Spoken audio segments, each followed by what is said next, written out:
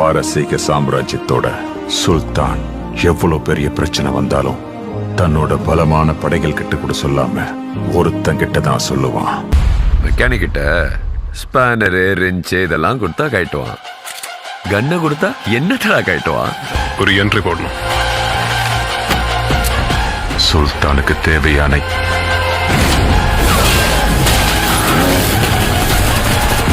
எல்லாத்தையும் அவன் கொண்டு வந்தான்.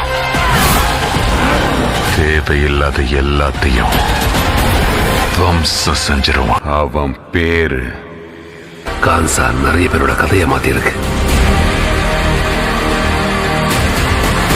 ஆனா கான்சாரோட கதையை மாத்தினது 2 உயிர் நண்பர்கள்